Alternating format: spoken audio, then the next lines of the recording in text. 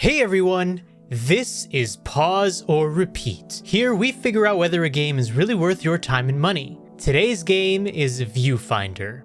Viewfinder is a puzzle platforming game from developer Sad Owl Studios. Being that it is a puzzle game, be prepared to spend some time figuring out solutions to the puzzles you come across. But what kind of puzzles, you may ask?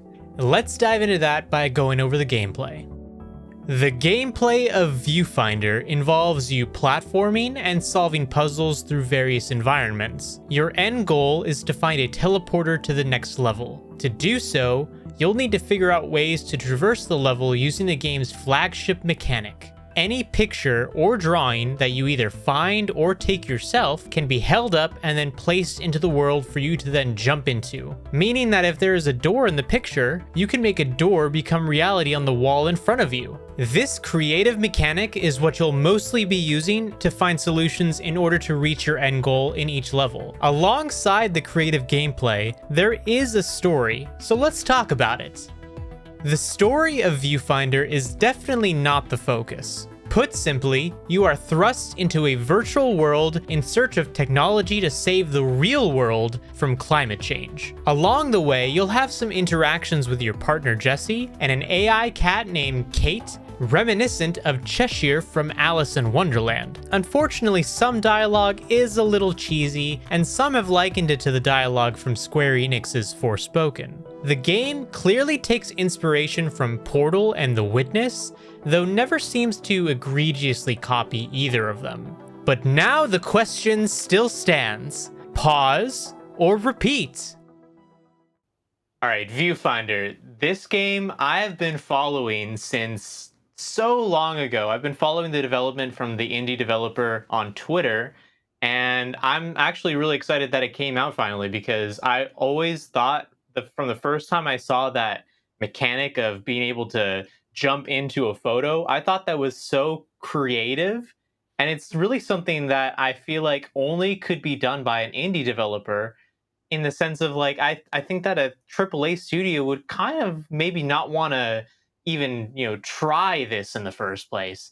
But they did a good choice in doing that and then making that the big flagship mechanic as to what kind of carries the gameplay through the entire game. And they took a lot of inspiration from two games that I really loved, which was, like I said in the video, Portal and The Witness, which is another like wandering around puzzle style game. And I love this game. This game, it's so much fun. You can get in there, you can get immersed. There's so many different art styles you see throughout the entirety of the game, and it's really not that long of a game even. It's about a few hours, if you have a leisurely pace through it. So that's kind of my thoughts on it. But what are your thoughts, Chris, on it? I think it's absolutely refreshing for a puzzle game. I don't think there's anything that's compared to Portal in a very, very long time. Like you said, I think just the idea that you get to use images that get to transcend in this amazing universe is something special. And when you get to like rotate images, or let's not even forget, there's like a really cool feature where you could take a selfie of your own character to like go through like barbed wire or cages and etc. And I think those are kind of the certain elements that is gonna get gamers invested in this game. Like personally myself, HenricK, I don't know about you, I'm not crazy about puzzle video games. You know what I'm saying? But this one completely hooked me. And if we were gonna say that Stray was a contestant for Game of the Year last year, well, easily Viewfinder should at least be recognized in Game of the Year category. It won't win it, but it definitely should be praised because it's one of the better indie games of the year, I would say. No, I agree with that, definitely. And it's funny you say the whole puzzle genre thing. Puzzle genre of games is actually my weakest genre of games to play. Like, I mean, maybe part of it is like if I'm playing a first-person shooter or something, and then a puzzle shows up, like I'm just not in the mindset to try to figure out something. But in this game, like I had no trouble going in and actually trying to figure out the puzzles. Not to say that the game is incredibly easy. There's a lot of head scratchers in there, Yeah. but Like I didn't ever really feel like, another puzzle. Like, come on, man. Like Well, it actually it challenges you, but also keeps you invested.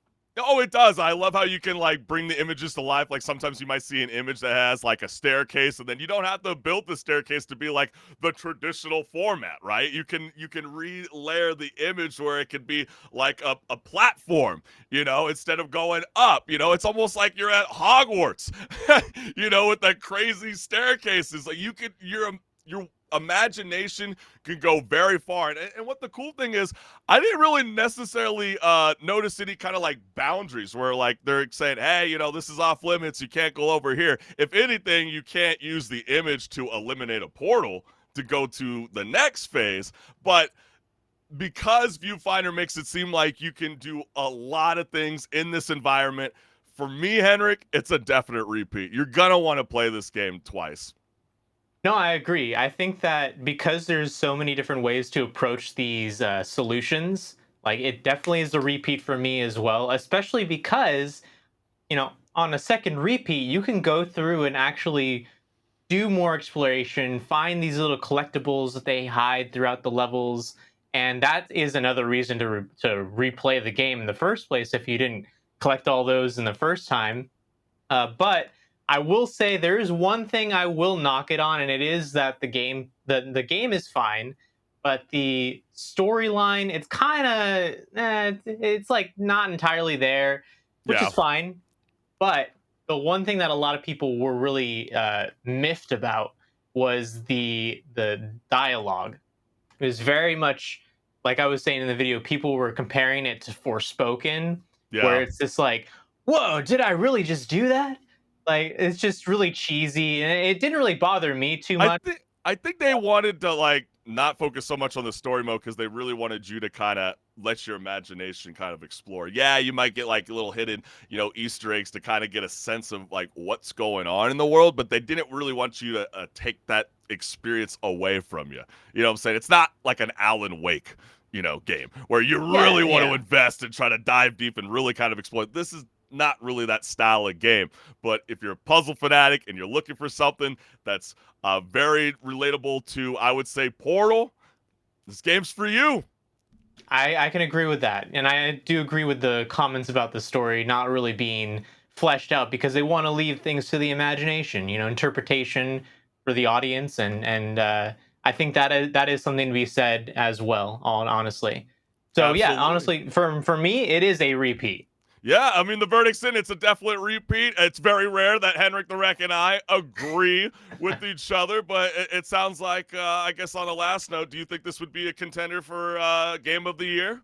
Could this be I the do think sleeper? it would be. I considering Stray got Game of the Year nomination last year, I think this definitely could be. And considering how much like media publication, how many publications were actually reviewing this and like talking about it, I think that it has a chance to even be nominated this year. Yeah, I mean, hey, listen, we're going to be pulling up this clip. When we go back to November, we're going to be like, see, we told y'all. We So told you. we told you.